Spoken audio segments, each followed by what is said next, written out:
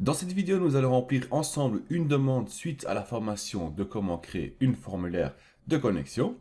Et la demande était d'avoir donc une page qui contiendra une historique des connexions et déconnexions.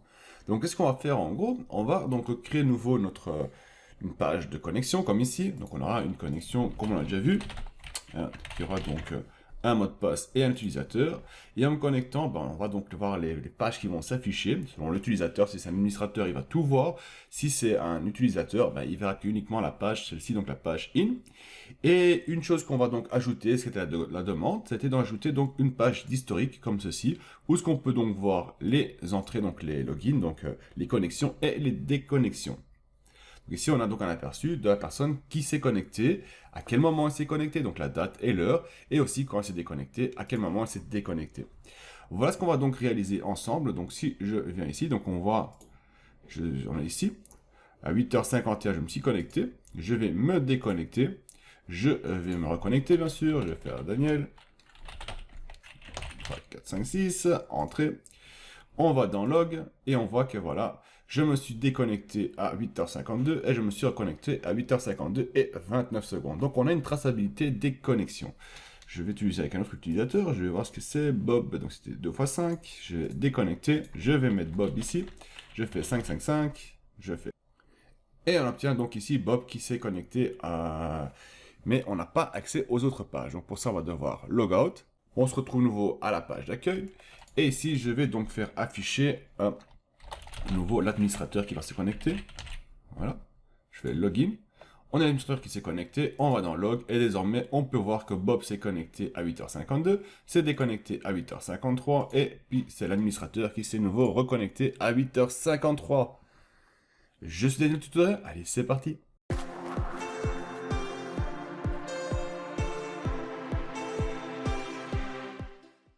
Alors, pour ne pas perdre trop de temps, donc je ne vais pas expliquer comment créer donc ce petit formulaire ici. Les formulaires, il est là. Donc, on a donc une page de connexion qui contiendra donc notre formulaire de connexion. Vous pouvez utiliser un formulaire VBA aussi pour ça, si vous le souhaitez. On aura donc une page user qui contiendra donc une base de données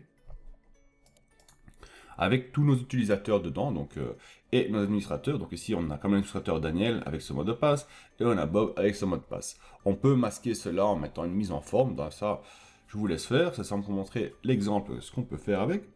On aura donc la page de connexion, donc la page où ce que les membres, donc les utilisateurs auront accès, ainsi que les administrateurs. Et on aura bien sûr une page de log qui va contenir donc toutes nos informations de connexion. Donc on aura donc le nom, le type de log, ça veut dire login pour une connexion, et logout pour une déconnexion, la date et l'heure de connexion, ou déconnexion. Voilà, une fois qu'on a tout ça en place, qu'est-ce qu'on va devoir faire? On va commencer à coder et on va commencer à créer notre code de connexion en fait. Donc on va venir dans Visual Basic, on va dans un module, donc on va dans le module ici, et on va utiliser donc une variable qui sera utilisée dans tout le module. Donc partout dans le module, on va pouvoir faire appel à cette variable.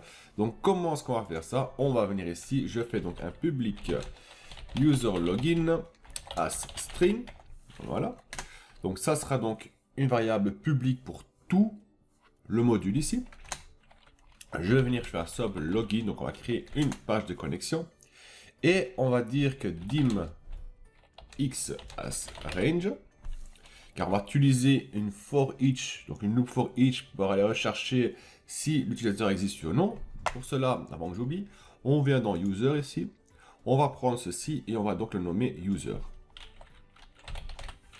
Users, voilà. Donc on va le nommer users. Donc la plage donnée c'est users ici. Puis on va retourner dans notre code VBA. Donc qu'est-ce qu'on va faire? On va dire que for each x, donc pour chaque range, donc pour chaque cellule, x in sheets users, donc la feuille users, range, donc le champ qu'on vient de nommer, donc users. Voilà.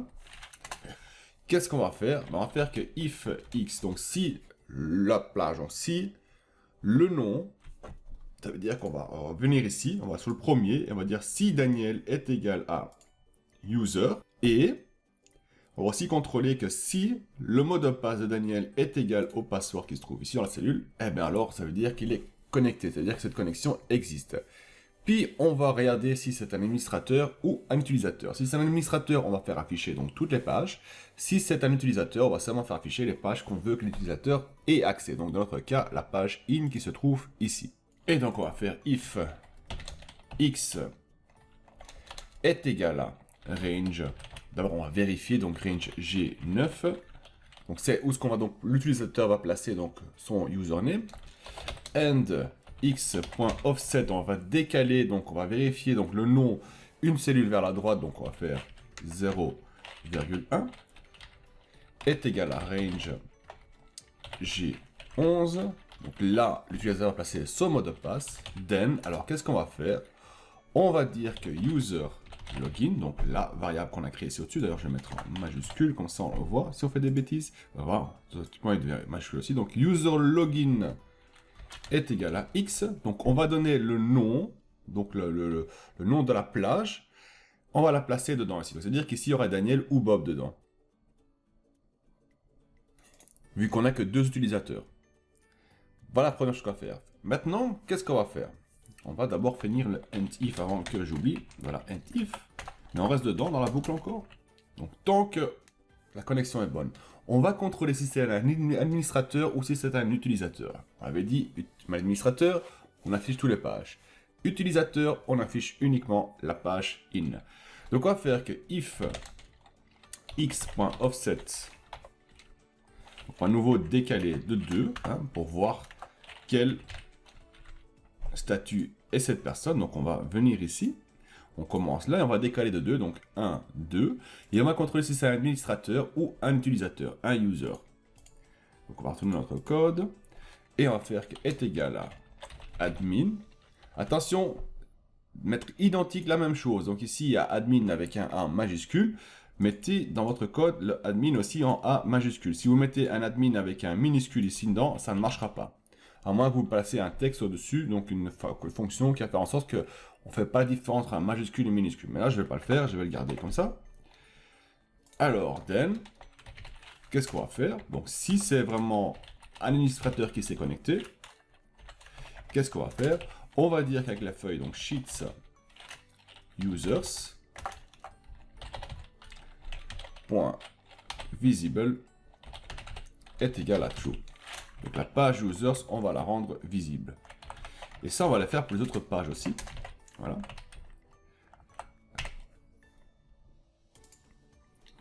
Et donc tout ce qu'il me reste à faire, c'est changer ici le nom des pages. Donc c'est log. Et on va donc faire un double clic. Ici, la section tout, c'est plus facile, c'est in. Désormais, nos pages seront... Il y a aussi une autre façon de faire, si vous voulez. Donc on peut enlever ceci. Et on peut créer une autre boucle dedans. Donc on peut dire que... Je vais mettre comme il faut. Voilà. Je peux dire que for page est égal à to, ou même 1, limite 1, to worksheets count. Donc on va compter le nombre de pages qu'il y a. On fait un next page et on peut dire que sheets, là on met page visible est égal à true ou 1. Voilà, donc on peut rendre nos pages visibles avec ça, il n'y a pas de souci. Donc là je vais vous montrer comment ça fonctionne. Disons que je vais mettre les pages à 0, donc je dis que on va tous les masquer, on va tous les super masquer en fait. Mais là on va les masquer de 2 à nombre de pages qu'il y a, donc on va masquer user login in. Donc login on va garder comme il est. Donc si je viens ici, je fais donc Daniel, je fais en bas, mon 3, 4, 5, 6. Je vais lancer le code depuis ici. Vous allez voir que normalement tout fonctionne bien. J'ai fait une bêtise. Ah bah ici, tout au fond, vous voyez, on oublie chaque fois quelque chose, c'est next x bien sûr. Et donc je fais play et on voit que les pages sont masquées en dessous. Donc là c'est une façon de masquer les pages. Si je fais 1, ils vont de nouveau s'afficher. Donc toutes nos pages, on voit nos pages s'affichent de nouveau. Donc soit l'un, soit l'autre. Si vous voulez spécifier donc vraiment des pages que vous voulez afficher, eh bien vous le faites de telle façon. Sinon, vous pouvez le faire comme ça pour afficher toutes vos pages. C'est plus court et peut-être un peu mieux aussi. Donc ça, c'est quand on a donc un utilisateur du type admin qui est connecté. Désormais, on va faire afficher simplement quand un user se connecte. Donc, qu'est-ce qu'on va faire pour uniquement afficher ce qu'un user peut voir? Donc, c'est uniquement une seule page. Eh bien, c'est simplement, on va faire donc if, on va faire une autre condition if. on va faire, non, on va faire autre chose. On va venir ici, et on va dire, donc, vu que si ce n'est pas un administrateur, hein, mais alors ça veut dire que c'est un utilisateur, on va faire else, et là on va faire quoi? On va dire qu'on va seulement afficher, donc, sheets in .visible est égal à true. Donc on va seulement afficher la page visible, donc seulement la page in, et tout le reste sera masqué. Et ici, la même chose, donc si on souhaite et on dit voilà, la page 1 doit être affichée pour tout le monde, mais la page 2 et 3 uniquement pour les administrateurs, si l'utilisateur se connecte, il peut voir à partir de la page 4 et tout le reste, il n'y a pas de souci. On peut faire la même chose, donc on peut reprendre ce code-ci, qui se trouve là, donc on fait for page, voilà, je viens ici, je vais le coller. Sauf qu'ici, on va le changer donc en 3, donc de 3 jusqu'au worksheet count, et ça devrait fonctionner aussi. Donc, qu'est-ce que je vais faire? Je vais masquer, je vais faire donc 0. Ouais, je vais les masquer. On fait le test, tout est masqué. Je vais venir ici, je vais utiliser Bob. Donc, je fais Bob. Je fais 1, 2, 3. Voilà. Je viens ici et je vais connecter Bob. Ah, par contre, j'ai la page log qui s'est connectée avec. On va devoir changer ça en 4 à partir de la page 4 alors. Voilà. Donc 4. Je vais tout remettre à 0. Donc je vais revenir ici. Je vais tout remettre à 0. Donc Daniel. Voilà. Je vais tout remettre à 0. Il faut que je sorte de la cellule. Allez, voilà, tout remettre à 0. Donc on est à 0. Je viens ici, je lance le Bob, donc je remets Bob dedans. Je fais 1, 2, 3, 5, 5, 5. Je fais play. Et Bob a uniquement accès à la page in. Donc ceci, c'est possible aussi. Et donc je vais me reconnecter nouveau avec Daniel. Voilà, donc je fais Daniel. Hop, 1, 2, 3, 4, 5, 6. Voilà. Je vais revenir ici, je vais donc sortir de la cellule, je vais lancer le code, et hop là, vu qu'on est sûr, j'ai tout désélectionné, donc tout masqué, donc là on voit toutes les pages qui s'affichent. Maintenant, si je veux ajouter des pages en plus, il faut faire attention de placer la page toujours à la dernière emplacement. Et là on peut dire page 2, voilà, page 2, et ça seulement pour les utilisateurs ont le droit de seulement de voir ces pages-là. Donc si je vais me déconnecter maintenant, donc je viens ici, je mets ça à 0, pour masquer toutes les pages. Donc, hop, je lance le code. Ah, bien sûr, je vais venir ici. Donc, je lance mon code. Hop, toutes les pages sont masquées. Je vais me connecter en tant que Bob. Donc, on va toutes les pages sont masquées. Je me connecte en tant que Bob. Voilà. Je viens ici. Je vais lancer pour Bob. Et on voit que Bob, il a la page 1, donc la in, la première page, et puis la page secondaire, page. Donc, toutes les pages qu'on s'ajoute, toujours ajouter à la fin, et ainsi ils s'afficheront aussi. Ce qui peut être plutôt pratique. Donc on retourne notre code, ceci je vais replacer donc le 1 dedans pour rendre visible, et ici 1 dedans visible à partir de la page 4, c'est parfait. Ce n'est pas fini, car qu'est-ce qu'on va faire? Une fois qu'on est connecté, une fois que la connexion a été faite et acceptée, on va donc effacer le nom d'utilisateur et le mot de passe de la page de connexion. Donc je fais donc sheets, donc login, pour être sûr qu'on est toujours sur la bonne page, donc range G9, on peut marquer directement range G9, il n'y a pas de souci, mais on ne sait jamais ce qui se passe quand on commence à bouger, tout ça, je préfère spécifier quand même, donc je fais empty, donc on va vider, je vais reprendre ceci, hop là, je vais descendre, et là ça sera donc le G11, qu'on va le rendre vide, voilà. Et qu'est-ce qu'on va encore faire? On va venir sur la page in et on va donc placer ici dans le nom de la connexion pour dire bonjour. On va marquer ça. On vient ici. On fait donc... je vais coller à nouveau. Sauf que si c'est la page in. Voilà la page in. Et dans la page in, on va dire que dans la cellule H8, on va faire afficher un texte. On va dire bonjour. Et on va donc placer le X dedans. Donc on va placer le nom de l'utilisateur.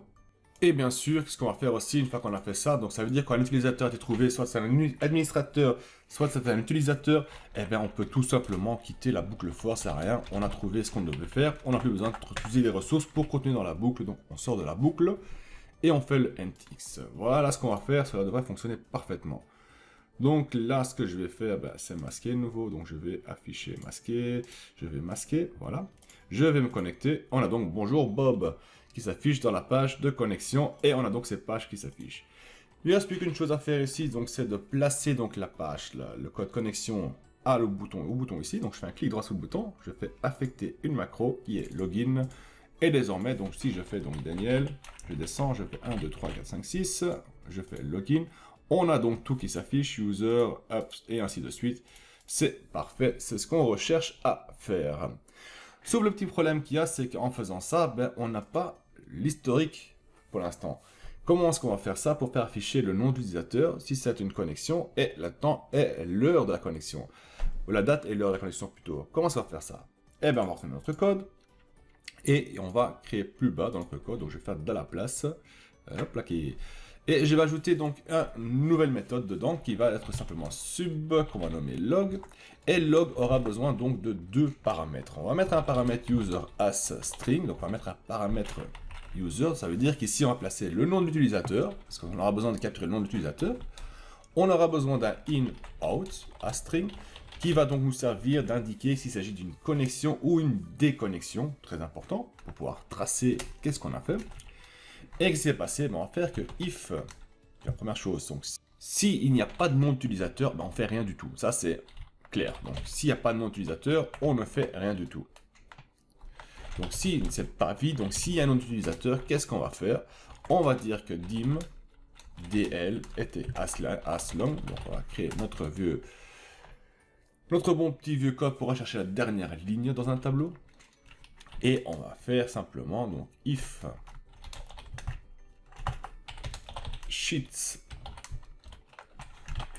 Et là, on va ouvrir log range C4 n'est pas vide. Donc, si C4 n'est pas vide, then qu'est-ce qu'on va faire? Donc, si ce n'est pas vide, ça veut dire qu'il y a quelque chose dedans. On va devoir chercher une nouvelle ligne. On va seulement dire que DL est égal à sheets. Et là, on va dire log.range C3. Ent xl down.row plus 1. Donc là, qu'est-ce qu'on a dit? On a dit, on vient ici. S'il n'est pas vide, ben, ça veut dire quelque chose dedans. On a retrouvé la cellule en dessous. Qu'est-ce qu'on va faire? On vient ici. On fait un contrôle flèche du bas, plus 1 pour arriver à la ligne dessous et marquer nos informations. Et automatiquement, le tableau va savoir qu'on a besoin d'une nouvelle entrée et va créer une nouvelle ligne pour cela. Automatiquement, sans qu'on doit devoir le faire pour. Sinon, ben, else, si c'est vide, eh ben, on va dire que dl est égal à 4. Ça veut dire qu'on va commencer à placer dans la quatrième ligne de notre tableau. And if. Et qu'est-ce qu'on va faire? Bon, on va simplement dire que sheets, et puis on fait log.range. Là, c'est C, parce qu'on va placer le nom d'utilisateur, donc C et DL est égal à, hop, voilà, est égal à user. Et le user, c'est quoi? Ben, c'est le paramètre qu'on va transmettre ici dedans, dans le log. Il va reprendre donc le nom d'utilisateur, le placer dedans, ici dedans. Puis on va simplement recopier ça. On va pas se prendre trop la tête. On vient ici, on copie, on colle, on colle. Donc log c'est bon. Ici ça devient donc D et ça devient le E si je ne m'abuse pas.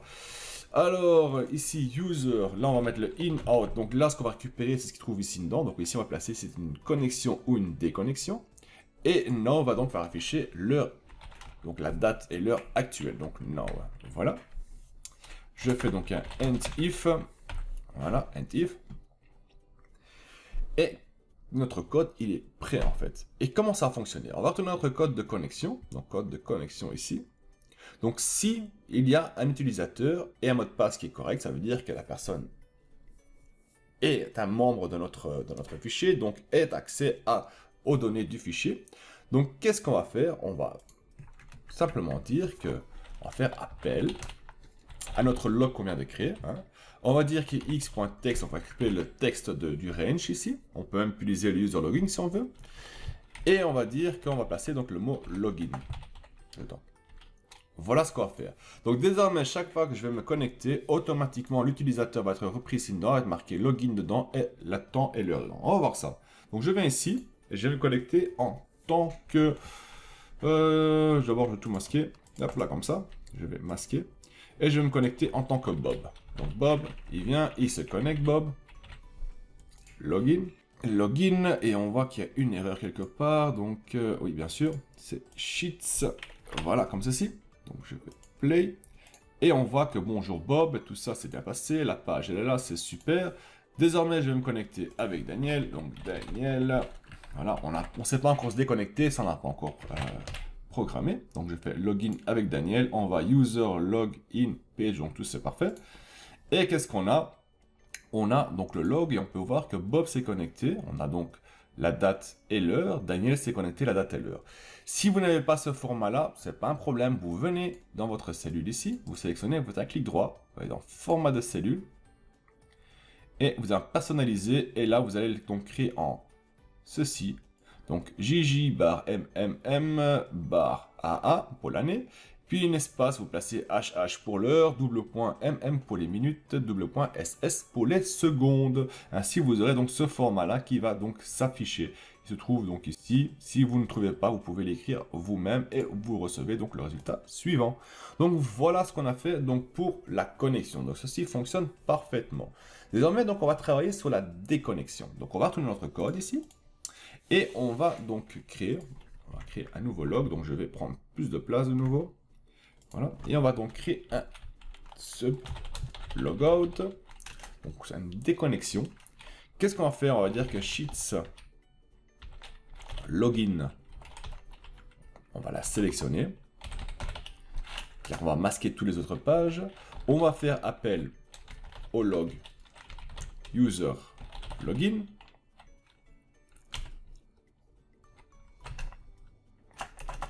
On va faire appel donc au log qu'on a créé. Hein. On va placer comme paramètre le user login qui a donc le nom de l'utilisateur. Et on va donc placer donc le mot logout. Voilà, ce qu'on va faire. Puis qu'est-ce qu'on va faire? Ben, on peut faire page par page les faire masquer. Mais on va faire autre chose nous. On va utiliser le for de nous. On va faire donc for page est égal à, on va dire donc de partir de la page 2 on avait dit. To sheets, worksheets plutôt, worksheets.count, voilà. On va faire un next page et on va dire que pour page, donc sheets page.visible est égal à 2. Donc on va la super masquer. Donc ça c'est fait, et encore une chose à faire, on va vider donc l'information qui se trouve ici dedans, dans user login bien sûr, une fois que tout est fait. Donc une fois que ça c'est fait, on vient ici, et on va faire que user login est égal à empty. Donc on va le vider, il n'y aura plus d'utilisateur dedans. Et on va voir si cela fonctionne, donc je vais utiliser logout, je vais cliquer, on s'est déconnecté, je vais me reconnecter, donc je fais Daniel. Je fais 1, 2, 3, 4, 5, 6. Je fais mon login. Donc, bonjour Daniel, super. Je vais donc dans ma page log. Et je vois que ça n'a pas fonctionné. Pourquoi ça? Pourquoi il ne m'a pas affiché que je me suis déconnecté? Alors, pour une raison que j'ignore, il ne l'a pas fait. Mais pour corriger cela, c'est... On prend ça, ceci, on le coupe et on le place juste en dessous. Apparemment, passer de ça à ça, ça va trop vite et ne le fait pas pour une raison. Par contre, si on met le user login entre les deux, je ne sais pas pourquoi, mais il le fait. Donc désormais, si je vais donc me déconnecter, donc je fais donc logout, je fais play.